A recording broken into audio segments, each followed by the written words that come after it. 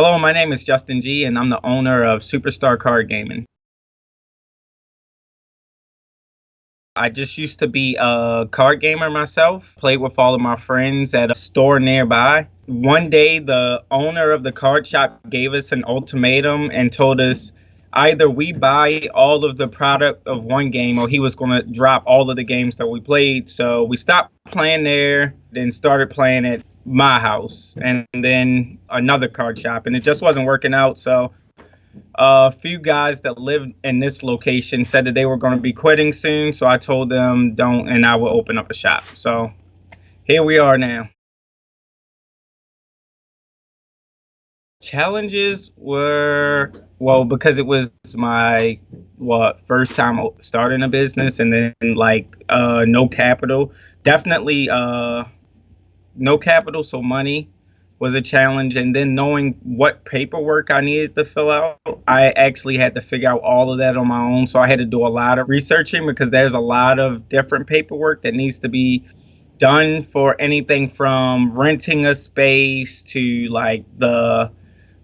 copyrighting the name of the organization, and also copyrighting the brand. So it's a lot of tedious stuff. It wasn't necessarily hard, but it was tedious. It's a lot of stuff. Like, I do paperwork for everything every day, and filing taxes is also different because you have to file taxes every 3 months for state taxes.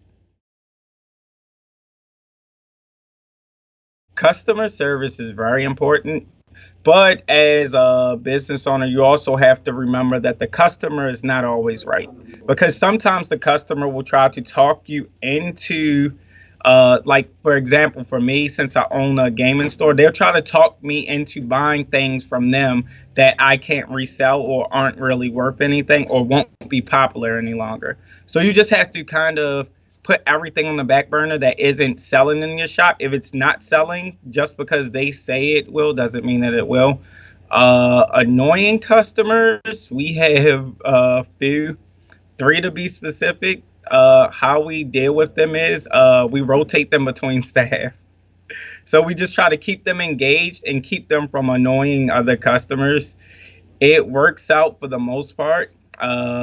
Whenever we have a altercation or a disagreement between players, we usually just separate them or de-escalate the situation by having them sit out for a week from competitive play. I would say starting off from nothing, we're still open, the lights are still on. I would call this successful. I'm happy. I literally work maybe 60 hours a week and it doesn't feel like it, and all of the bills are paid, so I feel like we're very successful.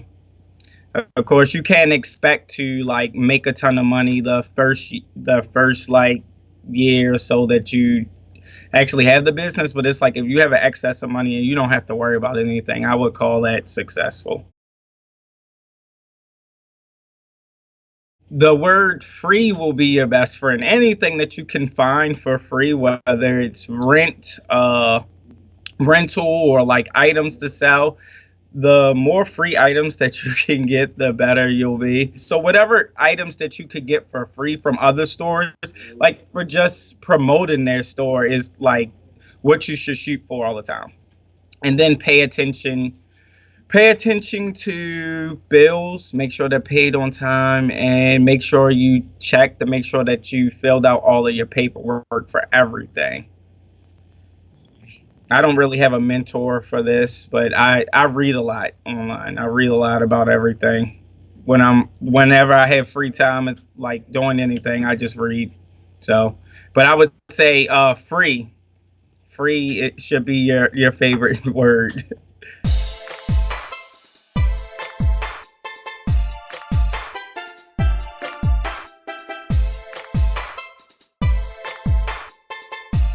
I would like to thank my friend Tarika for pushing me to make the jump to actually do this, because if it weren't for her, I would have still been just selling cards and video games online. But she convinced me that opening up a store was something that I should do. And then I also want to thank my wife for supporting me with everything and just being here to help all the time, especially on big events when we have like 40 or 50 players in the store when it gets like really hectic.